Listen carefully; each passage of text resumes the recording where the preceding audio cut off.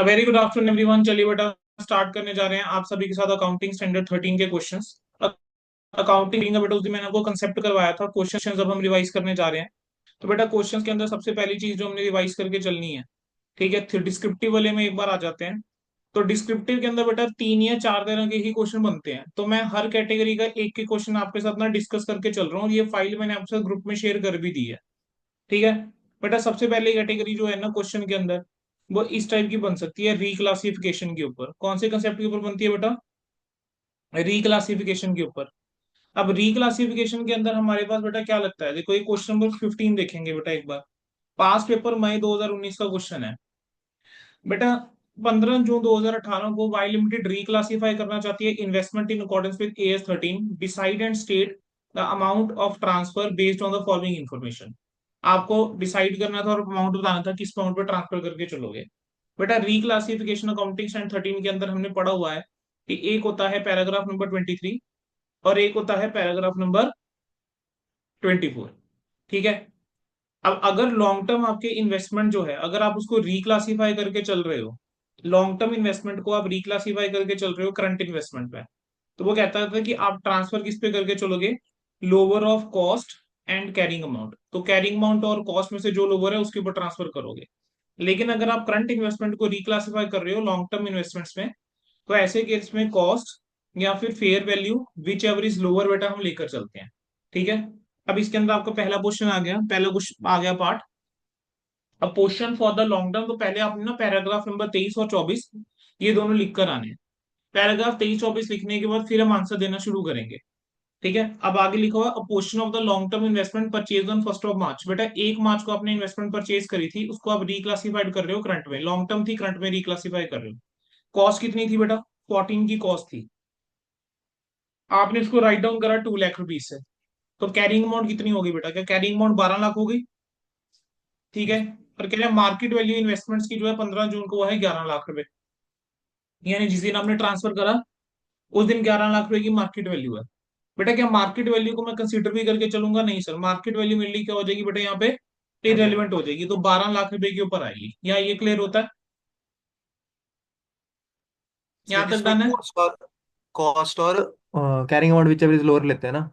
बिल्कुल सर, बिल्कुल बच्चे। लॉन्ग टर्म इन्वेस्टमेंट से अगर आप करंट इन्वेस्टमेंट में जा रहे हो तो कॉस्ट और carrying amount which ever is lower, ठीक है। हाँ जी, तो सर 12 पे आ आगे जाएगी। बढ़ो। बिल्कुल बच्चे 12 पे आ जाएगा। कह रहे हैं another portion of long term investment जो परचेज करा गया था 15 जनवरी को, to be reclassified as current investment. Original cost जो इन्वेस्टमेंट की है वो 7 लाख थी और राइट डाउन करा था 5 लाख पे, ठीक है। और आपको फेयर वैल्यू दे रखी है 15 जून की, वो है 4.5 लाख। तो अगेन लॉन्ग टर्म से करंट में आ जाए तो मेरे लिए फेयर वैल्यू तो रेलिवेंट ही नहीं है। सात हाँ लाख जी सर। रुपए की बेटा मेरी कॉस्ट थी, पर हमने इसको राइट डाउन करा था राइट डाउन पांच करके लाख 5 पे, लाख तो 2 लाख ठीक रह है। गए तो फिर। Carrying amount is 5 lakh, carrying amount is 5 lakh. तो 5 लाख रुपए में क्या करेंगे, हम करके चलेंगे बेटा, 2 लाख नहीं 5 लाख, राइट डाउन टू लिखा अच्छा, हुआ टू है। है, टू है, हाँ जी सर, ऊपर मैंने राइट देखा है। डाउन बाय था। हाँ जी बाय हाँ का जी मतलब सर। होता है 2 लाख से कम करना, टू का मतलब है 5 लाख पे ले आए, ठीक 5 लाख। है। डन। यस। तीसरा केस देखो बेटा। अब कह रहे हैं एक करंट इन्वेस्टमेंट जो आपने परचेज करी थी 15 मार्च को 7 लाख रुपए की, अब आपने उसको रिक्लासिफाई करा है लॉन्ग टर्म के अंदर, as the company has decided to retain them. Market value investment की कितनी है? 6 लाख रुपए, और फेयर वैल्यू 8.5 लाख है। तो अब यहाँ पर बेटा करंट से लॉन्ग टर्म में आ रहे हो तो मेरे लिए 6 लाख इरेलीवेंट हो गया। इररिलेवेंट हो मेरे को गया क्या तो देखना साढ़े है, आठ सात लाख लाख देखना है और 8.5 लाख देखना है, विच एवर इज लोअर। तो तो लोअर सात क्या लाख है? Lower is 7 lakh. Yes, sir। फिर से करंट इन्वेस्टमेंट है, कह रहे हैं 7 दिसंबर 2017 को 4 लाख रुपए की थी, रिक्लासीफाई हो रही है एज लॉन्ग टर्म इन्वेस्टमेंट। अब आपको मार्केट वैल्यू अवेलेबल है इसकी 2 दिन की, 31 की भी और 15 जून की भी, ठीक है। आपको दो की मार्केट वैल्यू जो है बेटा ये गिवन है। तो बेटा मुझे कहो अब इस वाले केस में क्या करेंगे सर, करंट से लॉन्ग टर्म में आ रहे हैं तो कॉस्ट और fair value which ever is lower. अब क्योंकि मेरे पास यहाँ पर जो है फेयर वैल्यू वैसे नहीं गिवन है, ठीक है, तो मेरे को मार्केट वैल्यू कोई फेयर वैल्यू मानना पड़ेगा, can be considered as fair value. Yes. लेकिन कौन सी डेट की लेके चलूंगा? 15 जून की, डेट ऑफ ठीक है। ट्रांसफर। 31 मार्च की नहीं लेंगे, तो 3.8 लाख आ जाएगा। क्लियर है? क्लियर बच्चों? Yes sir. इसमें 15 जून। बेटा on the date of transfer देखोगे ना, क्वेश्चन की पहली लाइन के अंदर था। Okay sir. अगला देखो बेटा जरा, ट्रू फॉल्स है। कह रहे हैं as per the provisions of AS 13 a current investment is a investment that by its nature is readily realisable and is intended to be held for not more than 6 months from the date on which investment is made. बेटा क्या गलत हो गया, मोर than 6 months है? नहीं sir, क्या है यहाँ पे 1 ईयर है ना। अगर 1 ईयर। 1 साल से ज्यादा आप Yes, sir. होल्ड नहीं करने जा रहे तो आपके लिए क्या होगी, करंट इन्वेस्टमेंट होगी। खत्म बच्चे। बेटा second category of question, question number 16, past paper November 2019। बेटा एक ए लिमिटेड ने इन्वेस्ट करा है XYZ लिमिटेड के शेयर्स के अंदर at a cost of 50,000। Out of the share 25,000 shares were repurchase with an intention to hold them for 6 months and 25,000 were purchase with intention to hold them for long term. ठीक है। कह रहे हैं 25,000 के share ऐसे हैं जो किसके लिए थी, 6 महीने के लिए। अगर 6 महीने के लिए था तो करंट इन्वेस्टमेंट में फॉल कर जाएगा ये।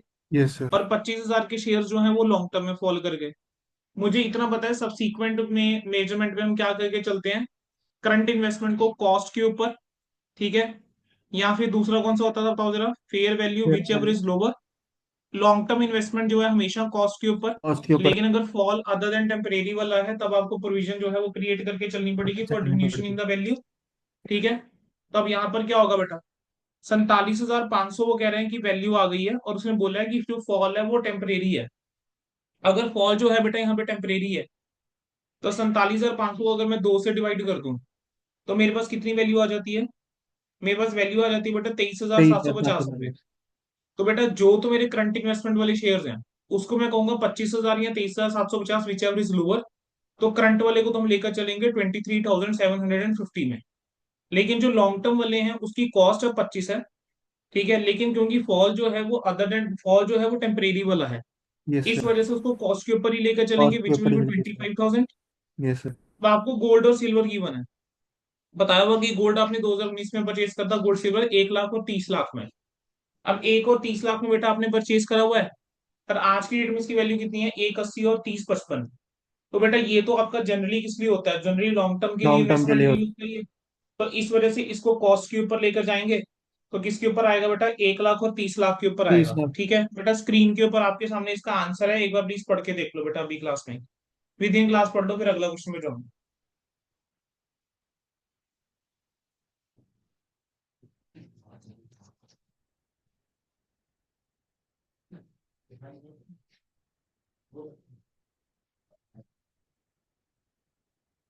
सर अगर इसकी मतलब लाइक खुद से तैयारी करनी हो तो पहले जो भी आपके क्लास नोट्स हैं उनमें से फिर उसके बाद क्वेश्चन उठा लेने सीधे। सीधा बेटा अब तो हर एक टॉपिक में करना ही यही है कि चाहे पहले मेरी क्लास नोट्स उठा लो, नहीं तो जो मैं रिवीजन जैसे 10 मिनट की AS 13 की ली थी, बस वो 10-15 मिनट की रिवीजन सुनी।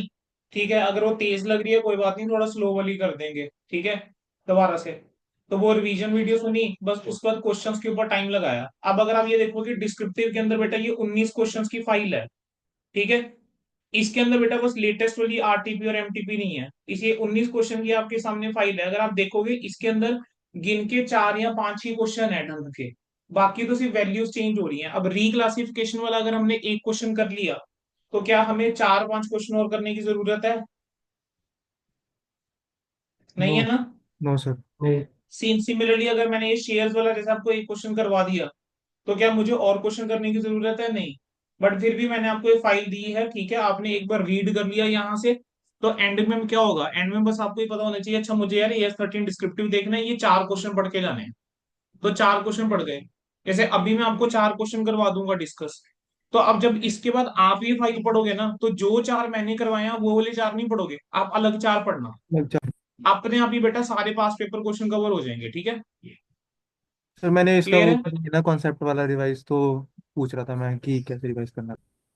हाँ हाँ बच्चे देखो, कंसेप्ट एक बार तो रीड करना ही है बेटा, एक बार तो क्लास नोट्स रीड कर लो। ओके।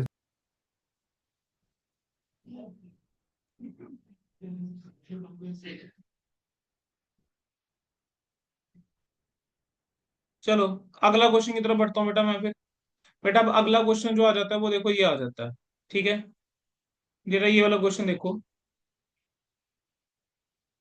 ये क्वेश्चन के अंदर क्या है, एक कंपनी है उसने इन्वेस्ट करा in the shares of the Dhansukh limited on 1 मई 2020 at a cost of 10 lakh.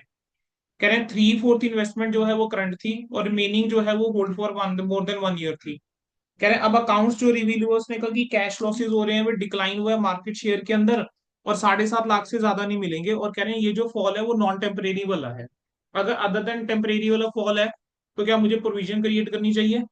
आपको क्या करना है, एक्सप्लेन करना था कि किस तरीके से डील करके चलोगे with the above in the financial statement of the Paridhi electronics as on 31 March 2021 with reference to AS13। ठीक है, चलिए बेटा बताओ जरा क्या होगा। बेटा 10 लाख रुपए की इन्वेस्टमेंट है।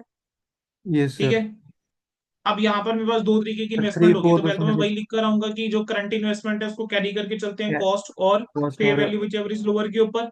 यस ठीक सर है, और और जो आपकी लॉन्ग टर्म इन्वेस्टमेंट्स होती हैं उनको कैरी करके चलते हैं ऑलवेज एट कॉस्ट कॉस्ट, लेकिन कॉस्ट अगर फॉल जो है, अदर डिक्लाइन जो है then that is other than temporary, तो उस केस के अंदर आपको प्रोविजन क्रिएट करके वेट चलनी करके होती है चलेंगे। For such decline.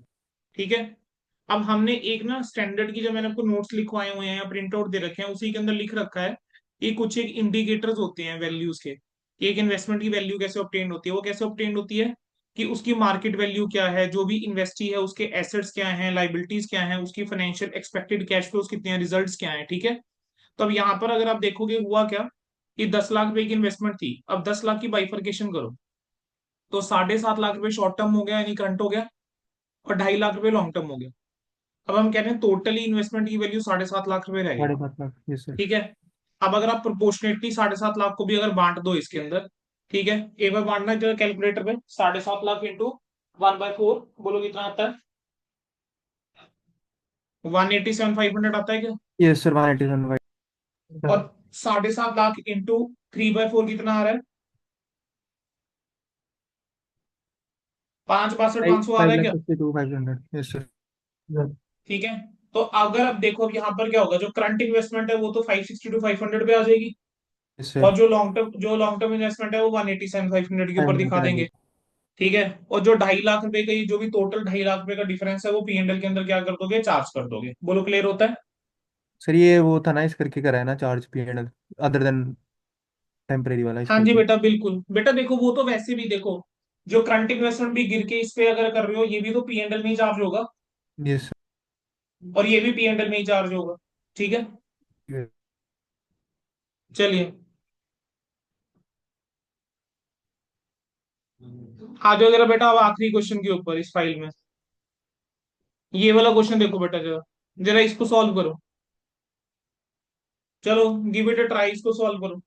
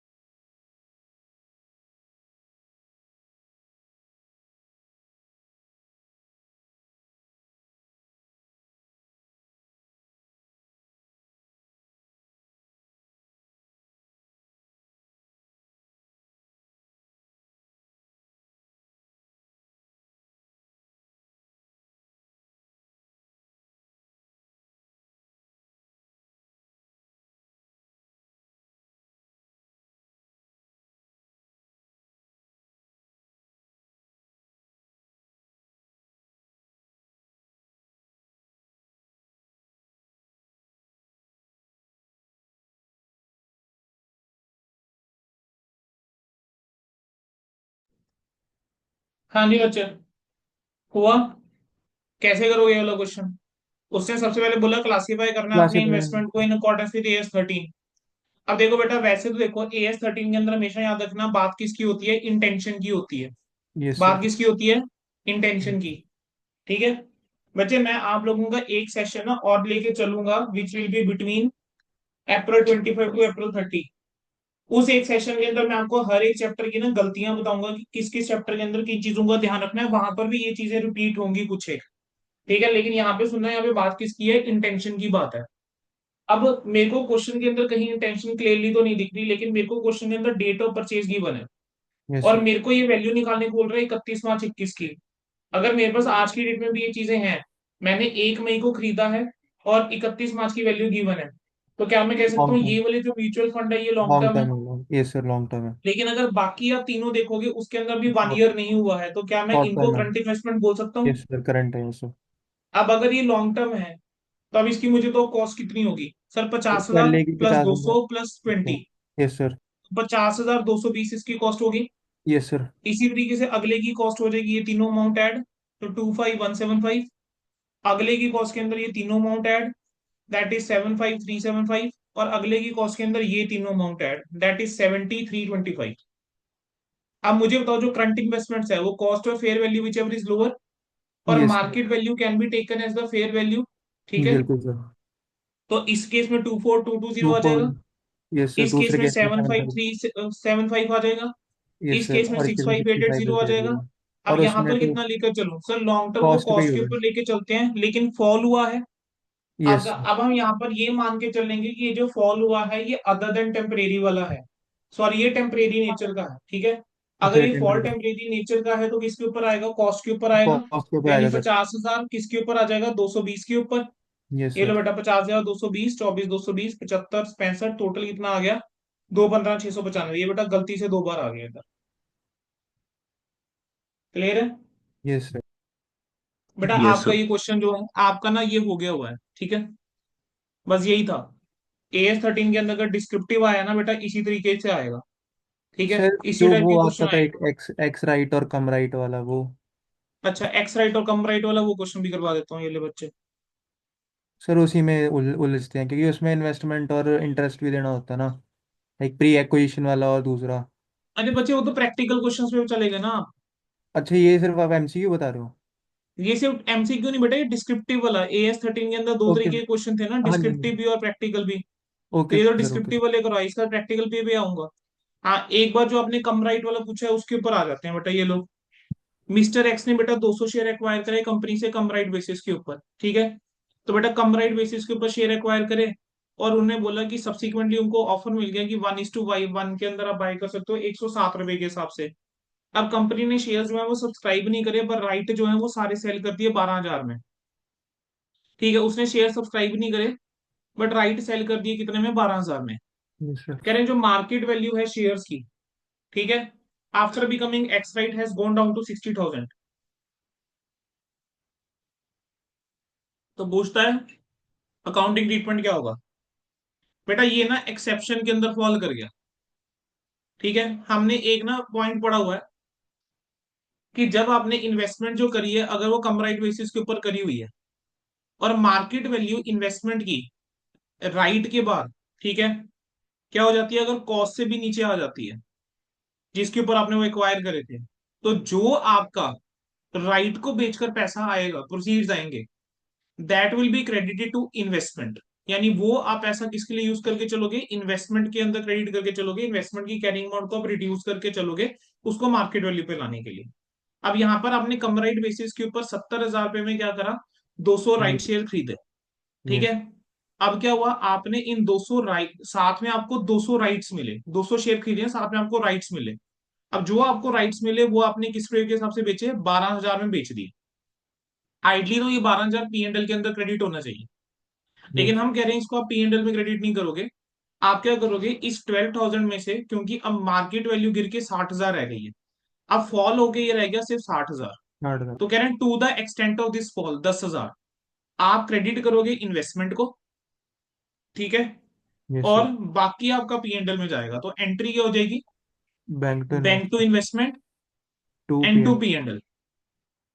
बैंक के अंदर कितना, 12,000, 12,000, इन्वेस्टमेंट 10। इन्वेस्टमेंट के अंदर 10,000, पी एन और एल P&L के 2,000। अंदर 2,000। बोलो बेटा क्या क्लियर होता है। Yes sir. Yes sir. ठीक है बेटा, आपका AS13 का ना डिस्क्रिप्टिव वाला पार्ट मैंने सारा रिवाइज करवा दिया है। ठीक है, तो AS13 descriptive is over with questions. ठीक है।